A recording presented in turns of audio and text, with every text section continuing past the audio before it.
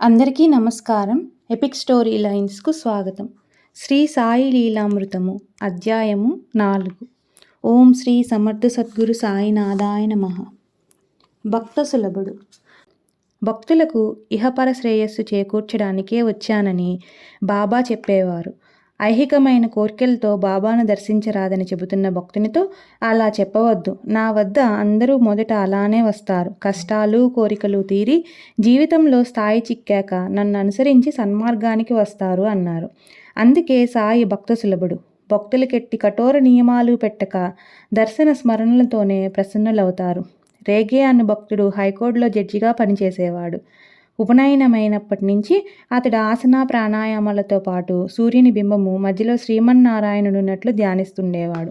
అతనికి 1910లో ఒక రాత్రి 3 కలలు వచ్చాయి. మొదటి కల అతడు తన శరీరం నుండి విడివడి ఎదుట శ్రీమన్నారాయణుని చూస్తున్నాడు. రెండవది, ఈసారి శ్రీమన్నారాయణుడు తన పక్కనున్న ఒక వ్యక్తిని చూపి, ఈ షిరిడీ సాయి నీవాడు, ఆయనను ఆశ్రయించు అన్నారు. మూడవది, అతడు గాలిలో తేలి ఒక గ్రామం చేరాడు. ఒక వ్యక్తి కనిపించి అది షిరిడీ అని చెప్పి అతనికి ఒక మసీదుకు తీసుకువెళ్ళాడు. అక్కడ సాయి కాళ్ళు చాపుకొని కూర్చొని ఉన్నారు. అతడు నమస్కరించగానే లేచి అతన్ని కౌగిలించుకొని, నీవు నా దర్శనానికి వచ్చావా? నేనే నీకు రుణపడ్డాను. నేనే నీ వద్దకు రావాలి అని అతనికి నమస్కరించారు. తర్వాత కొంతకాలానికి అతడు షిరిడీ వెళ్ళి బాబాకు నమస్కరించగానే ఆయన, అరే, మనిషిని పూజించడం ఏమిటి అని అతని సంశయముపై దెబ్బతీశారు. స్వప్నంలో లాగా తనను దగ్గరకు తీయలేదని నిరాశ చెంది మధ్యాహ్నం బాబా ఒక్కరే ఉన్నప్పుడు ఆయనను దర్శించాడు రేగే. ఆయన అతన్ని కౌగిలించుకొని, నీవు నా వాడివి, కొత్తవారి ఎదుట బిడ్డలను దగ్గరకు తీయము అన్నారు. అతని కల నిజమైంది. ఇష్టదైవం అతనికి సద్గురువును చూపాడు. అతని ఆనందానికి అవధులు లేవు. 1915లో అతడు రామనవమికి ఒక మస్లిన్ గుడ్డ తీసుకొని షిరిడీ చేరాడు. సహజంగా బాబా భక్తులిచ్చే బట్టలు ప్రసాదంగా తిరిగి వారికే ఇచ్చేసేవారు. కానీ తానిచ్చే బట్టను వారే ఉంచుకోవాలనుకుని రేగే దాన్ని రహస్యంగా వారి ఆసనం క్రింద పెట్టాడు. బాబా అందరిచ్చిన బట్టలు తిరిగి ఇచ్చివేసి లేచి నిలబడి ఆసనం దులిపివేయమన్నారు. అప్పుడు కనిపించిన ఆ మస్లిన్ని తీసి కప్పుకొని, ఇది నాది, నేను కప్పుకుంటే బాగుండలేదు అని అతని కేసు చూసి నవ్వారు. అలాగే ఒక గురుపూర్ణమి నాడు భక్తులందరూ బాబాకు మాలలు వేస్తున్నారు. తానేమీ తీసుకురాలేదని రేగే నొచ్చుకుంటుంటే బాబా తన మెడలోని మాలలన్నీ అతనికి చూపి, ఇవన్నీ నీవే అన్నారు. ఒకనాటి మధ్యాహ్నం రేగేను మసీదుకు పిలిపించి బాబా ప్రేమగా, నా ఖజానా తాళం చెవి నీ చేతిలో పెట్టాను, నీకేమి కావాలో కోరుకో, ఇస్తాను అన్నారు. రేగే వివేకంతో, అన్ని జన్మలలోనూ మీరు నాకు తోడుండాలి అన్నాడు. ఆయన తప్పక ఉంటాను అని సంతోషంతో అతని వీపు తట్టారు. నాటి నుండి అతనికి ఎప్పుడు బాబా తన దగ్గరున్నట్లే ఉండేది. అతని బిడ్డ చనిపోయినప్పుడు రేగే ఎదుట సాయి ప్రత్యక్షమై, నీకు నేను కావాలా, బిడ్డ కావాలా? బిడ్డ కావాలంటే బ్రతికిస్తాను, కానీ మనకెట్టి సంబంధమూ ఉండదు, నీకింకా బిడ్డలు కలుగుతారు అన్నారు. మాకు మీరే కావాలి అన్నాడు రేగే. అయితే దుఃఖించకు అని బాబా అదృశ్యమయ్యారు. బల్వంత్ నాచ్నే మొదటిసారి షిరిడీ వెళ్తుంటే దారిలో ఒక స్టేషన్ మాస్టర్ కలిసి సాయి వట్టి మోసగాడని చెప్పడంతో నాచ్నే మనసు కలతపడింది. అతడు షిరిడీ చేరేసరికి సాయి లెండి నుండి వస్తూ అతన్ని చూచి, మమల్తాదారుకు చెప్పకుండా వచ్చేవేమి, ఇలా ఎప్పుడూ చేయకు అన్నారు. ఆ మాట నిజమే. నాచ్నే అక్కడున్న 3 రోజుల్లో ఇలాంటి లీలలు ఎన్నో చూచాడు. అతనికి బాబాపై విశ్వాసం కలిగింది. అతడు 1915లో షిరిడీ వెళ్తుంటే సామంత్ అనే వ్యక్తి సాయికి ఇవ్వమని ఒక కొబ్బరికాయ 2 అనాలు ఇచ్చారు. నాచ్నే కొబ్బరికాయ సాయికి సమర్పించాడు గాని దక్షిణ ఇవ్వడం మరిచాడు. అతడు తిరిగి వెళ్ళేటప్పుడు సాయి, మంచిది, వెళ్ళిరా, కానీ ఆ పేద బ్రాహ్మణుడు ఇచ్చిన 2 అనాలు ఇవ్వవేమి, ఒప్పుకున్న పని సరిగా చేయాలి, లేకుంటే ఒప్పుకోకూడదు అన్నారు. అతడు అవి తెచ్చి సమర్పించాడు. సాయిని చాలా కాలం సేవించిన శ్రీమతి చంద్రాబాయి బోర్కర్ ఇలా చెప్పింది, మా వారు 1909లో పండరిలో ఉన్నారు. నేను షిరిడీ వెళ్ళాను. ఒకరోజు బాబా, అమ్మ, నీవు వెంటనే పండరీ వెళ్ళు, నేను తోడుగా ఉంటాను, నాకు రైలు అక్కర్లేదు అన్నారు. నేను మరిద్దరితో కలిసి వెళ్ళేసరికి మా వారు అక్కడ పని వదిలి ఎక్కడికో వెళ్ళిపోయారు. నా వద్దనున్న పైకంతో తిరిగి గురుద్వాడి చేరి దిక్కుతోచక స్టేషన్లో కూర్చున్నాను. ఒక ఫకీరు వచ్చి, ఆలోచిస్తావేమి, వెంటనే వెళ్ళు, మీ వారు తోండు స్టేషన్లో ఉన్నారు అన్నాడు. నా దగ్గర ఛార్జీలు లేవంటే అతడు 3 టికెట్లు ఇచ్చాడు. మేము తోండు చేరేసరికి మా వారు అక్కడ కునికి తీస్తుంటే కల్లో ఫకీరు కనిపించి, నా తల్లిని అలా అశ్రద్ధ చేయకు, ఇప్పుడు రైల్లో వస్తుంది అన్నారట. మా వారు ఎదురొచ్చి నన్ను తీసుకువెళ్ళారు. నా దగ్గరనున్న సాయిపటం చూచి తనకు కనిపించింది వారేనన్నారు. నేను 48 సంవత్సరాలకు గర్భిణిని కాలేదు. బాబా 1918లో ఒకసారి తల్లి నీకేమి కావాలి అన్నారు. మీకు తెలుసు అన్నాను. ఆయన సరేనన్నారు. తర్వాత 3 సంవత్సరాలకు నాకు ఋతుక్రమం ఆగిపోయింది. ఆ వయసులో గర్భం అవదని, అది వ్రణమని వైద్యులన్నారు. కానీ నేను 10 మాసాల వరకు శస్త్రచికిత్స చేయించుకోనన్నాను. చిత్రం, నాకు సకాలంలో సుఖప్రసవమైంది. అలానే మరొకసారి కలలో బాబా, నీ రాముని తీసుకుపోతాను, నీవు ధైర్యంగా నీ విధి నిర్వర్తించు అన్నారు. బాబా చెప్పినట్లే చాతుర్మాస్యంలో మా వారికి ప్రమాదంగా జబ్బు చేసింది. ఆయన కోరిక ప్రకారం చాతుర్మాసం వెళ్ళేదాకా మా వారిని నిలవమని బాబాను కోరాను. చాతుర్మాసమైన 7వ రోజున మా వారు టీ తాగి విష్ణు సహస్రనామము హారతి చదివించుకొని విన్నారు. డాక్టర్లు ప్రమాదం తప్పిందన్నారు. కానీ నాకు బాబా చెప్పింది గుర్తొచ్చి గంగ వేశాను. ఆయన శ్రీరామ్ అంటూ కన్ను మూశారు. అంటే ఆమెపై ప్రేమతో ఆమె భర్తను కూడా సాయి అనుగ్రహించారన్నమాట. అన్వర్ ఖాన్ కాజీ సాయిని దర్శించి తేలీకాకూట్ అనే చోట ఒక మసీదుని పునరుద్ధరించడానికి ధనం కోరాడు. బాబా అతనితో, ఆ మసీదు ఎవరి నుండి ధనం స్వీకరించదు, తానే ఇస్తుంది. అక్కడ నింబారు కింద 3 అడుగులు తవ్వితే నిధి లభిస్తుంది అన్నారు. తర్వాత బాబా చెప్పినది అక్షరాలా నిజమైంది. మరొకసారి మీరాన్ నుండి మద్దూషా ఫకీర్ వచ్చి అత్యవసరంగా 700 రూపాయలు కావాలని చెప్పి దుఃఖించాడు. ఆ పైకం బాపు సాహెబ్ జోగ్ని ఇవ్వమన్నారు సాయి.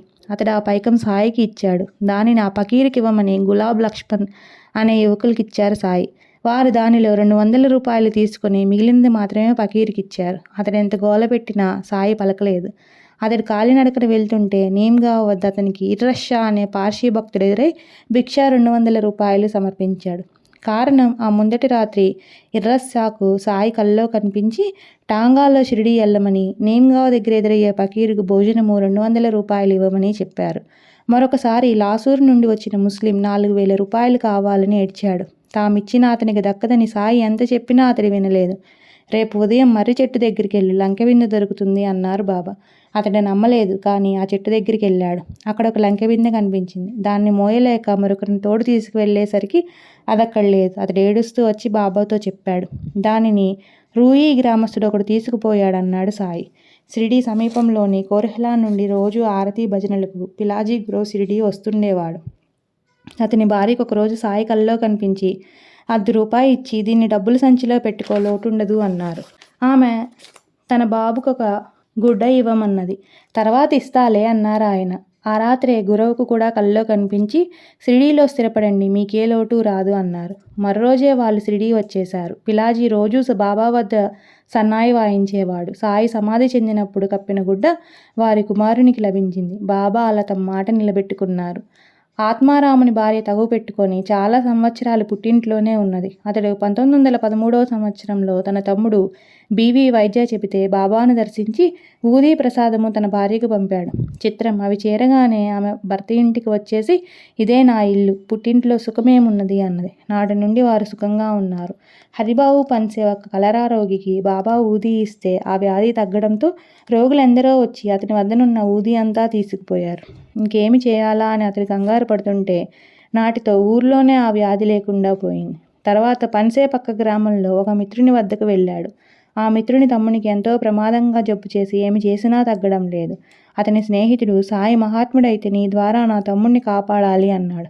రోగి పరిస్థితి ప్రమాదంగా ఉండడం వల్ల పన్సే తప్పించుకోజూచాడు. కానీ వీలు పడలేదు. నాటి రాత్రి ఆ రోగియే శ్రీ సాయికి పూజకు అన్ని ఏర్పాట్లు చేసి పూజ ఇంత శ్రద్ధగా చేస్తూ కూర్చున్నాడు.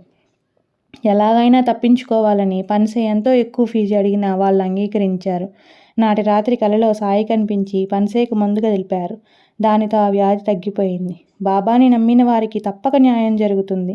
గుహాడా అనే ఊళ్ళో ఒక బ్రాహ్మణునికి ఒక చిన్న నేరానికి మరణశిక్ష విధించారు. అతని మిత్రుడైన ముస్లిం షిరిడీ వెళ్ళి సాయికి చెప్పుకుంటే ఆయన భగవంతుడు 4 రోజుల్లో కరుణిస్తారు అన్నారు. అతడు అప్పీలు చేసుకుంటే సరిగా 4వ రోజు కల్లా శిక్ష రద్దయింది. అలానే ఒకప్పుడు బాంద్రాలోని కుదువ వ్యాపారులు కొందరు వ్యాపారంలో అక్రమాలు చేశారు. కానీ వారితో పాటు ఆదందలాలికి కూడా నిష్కారణంగా శిక్ష పడేలా ఉన్నది. అతడు ఒక భక్తుని ఇంట బాబా పటానికి మోకరిల్లి, నేను నిర్దోషిని, నన్ను రక్షించు అని ప్రార్థించాడు. అందరిలో అతనికి ఒక్కడికే శిక్ష తప్పి పరువు నిలిచింది. అతడు సంతోషంగా టీ తాగడానికి వెళుతుంటే కూడా ఒక ఫకీర్ వచ్చారు. కానీ హోటల్ వద్ద ఆదం వెనుకకు తిరిగి చూసేసరికి ఆ ఫకీర్ కనిపించలేదు. కాకాసాహెబ్ దీక్షిత్ 1910వ సంవత్సరంలో షిరిడీలోని కొంత భూమి బేరం చేశాడు.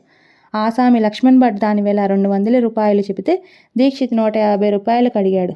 బేరం ఎంతకు తెగలేదు. భట్ మసీదుకి వెళ్ళినప్పుడు సాయి, ఎందుకలా వాదించుకుంటారు, మధ్య మార్గంగా పొండి, నీవు 175 రూపాయలకు తగ్గవద్దు అన్నారు. కానీ అతడు ఆ విషయం దీక్షిత్కు చెప్పలేదు. చివరకు 150 రూపాయలకు కొనుగోలు జరిగింది.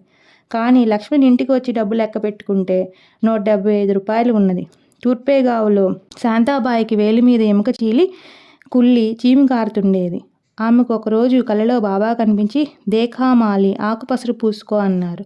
అలా చేస్తే ఆ పుండు త్వరలో తగ్గిపోయింది. ఆ విషయం ఆమె సెప్టెంబర్ 1918లో బాబాకు జాబు రాసింది. ముల్కీ అనే గ్రామంలో వెంకట్రావు అనే భక్తుడు ఒకరోజు గుండెపోటు వచ్చి పడిపోయాడు. ఆ స్థితిలో అతనికి బాబా 2 సేవకులు దర్శనమిచ్చారు. అతడు వారిస్తున్నా వినకుండా ఆ సేవకులు అతని కాళ్ళు ఒత్తారు. తరువాత వెంకట్రావు 1918లో షిరిడీ వెళ్ళినప్పుడు సాయి వద్ద ఆ సేవకులిద్దరినీ చూశాడు. అంతవరకు తన తండ్రి యొక్క భక్తి విశ్వాసాలను విమర్శిస్తూ ఉన్న వెంకట్రావు ఆస్తికుడు, సాయి భక్తుడు అయ్యాడు. అతనికి ఏ కష్టం వచ్చినా సాయికి రాస్తా జాబు. బాబా చేరగానే కష్టం తెలిగి. ఓం శ్రీ సమర్థ సద్గురు సాయినాథాయ నమః. శ్రీ సాయి లీలామృతము అధ్యాయం 4 పూర్తయిందండి. అధ్యాయం 5ని మరలా చెప్పుకుందాం.